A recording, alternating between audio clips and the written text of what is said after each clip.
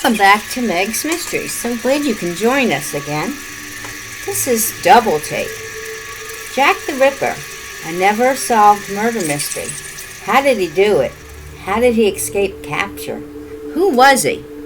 So many theories on this, who it was and how he got away with all these murders. Many stories and movies were made, but no one really knows, do they? Was it a doctor, a butcher, or a prince? It could have been any one of them. One thing we know for a fact, that he was a madman. Or was he? Here's my theory. Maybe Jack was a Jacqueline. Why not? A woman can do a man's job if they really wanted to. Just act a part and dress up like a man in a disguise. No one would ever guess a lady capable of such gruesome murders, especially in the 1800s, when ladies were delicate creatures. They couldn't be physically capable of murder in this horrible manner and killing innocent women so brutally. England, 1888, Whitechapel district of East End of London. 5 women over a 9-week period from Friday, August 31st to Friday, November 9th, 1888. Boy, whoever it was, they were busy. The victims: Mary Ann Nichols, Polly to her friends. She was only 42 years old, and she was murdered August 31st. Annie Chapman, Dark Annie they called her, 48 years old, murdered September 8th. Elizabeth Stride, murdered September 29th. Catherine Endowes, 43 years old, murdered September 30th. And the last, Mary Kelly, only 25 years old, murdered on November 9th. These poor women, what, were they in the wrong place at the wrong time? Or was it their profession or the way they looked that got them killed? And still, by who or why? Well, here's my theory. It's just a story, but it could have happened. There could be some truth to it. Who knows? 1888, London. A well-known doctor who used to live and practice in a wealthy neighborhood for the well-to-do, but now he lives in the area near Whitechapel. He had to move for reasons we'll never know. He said it was because of his wife's death. It was too hard for him to stay in their family home. So he and his daughter, we'll call her Emily, had to move to a lower-class area. Somehow he lost his lucrative practice, and he had to settle here. So now he treats the lower class. He had no choice but to move. He was miserable and blamed it on bad rumors and that he was pushed out by his enemies, pushed out of his normal lifestyle. He claimed he did nothing wrong. It was always somebody else's fault. He got more bitter as time went on, and he took it out on his daughter. She took the brunt of it all. Emily was in her 40s, and she was an old maid, very quiet and homely. She did everything for her father. Even before her mother died, she was the one that kept the house running smoothly. She even helped him with his practice. She could have been a doctor herself, she was that intelligent. But her father forbade it. He said, "You must take care of me. That's all you're good for." He told her this so many times she believed him. One time a man did take interest in her, but her father chased him away. He told her, "You're just so homely," he just left.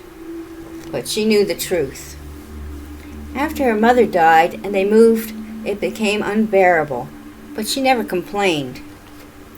Her father always went out at night, leaving her alone to clean and do the paperwork for him. She had to scrub down the office, sterilize the equipment for the next day. She had no time for herself or to make any friends. As he went out to enjoy company of many ladies, still she never questioned him. She stayed his obedient daughter. She thought she had no choice. There was no other way out. After many months of this, she finally snapped. She can no longer take it. She had to do something for herself or be lost under his control forever. One night around August 13th, 1888, She gave her father dinner as usual, and after his glass of sherry and his cigar. He told her, "I'll be going out for the night. Here's a list of chores. Get it done before I get home. I might be out very late, so don't wait up for me." After his drink, he started getting drowsy, and then he fell into a deep sleep. She had drugged him. This was simple because she knew what to use and how much. He'll be out for many hours, and just think that he had too much to drink. He's been known to drink so much that he doesn't remember it the next day, and he'll never think that his daughter capable of drugging him. So she made sure he was out. Then she went and disguised herself. Even an actor couldn't have done a better job. She donned her father's clothes and put on false hair and mustache. Now she was a man on the town. She hailed a carriage to take her to Whitechapel. The first person she saw was Mary Ann Nichols, the first victim. The rest was easy. We all know what happened to all those poor women. But why? Only Emily knows for sure. Was it her rage at being kept away and put down so much by her doctor father? Always telling her she's just an old maid. A woman couldn't possibly be anything else. Or was it that she knew just what he did on those nights out with all those women? He just left her at home with no other connection to other people, no friends, nobody to love, just his slave. Another theory was she was jealous of these women that men found so attractive, and she herself was just a homely old maid. She did horrible murders, and they escalated with each victim. Then she just stopped and vanished back into the old maid, never to be found. Who would guess a woman could do these horrendous murders? She planned it so well, using her intelligence to taunt the police, leaving notes to the press from Jack. And those cryptic messages, they looked like an unintelligent person was doing the killings.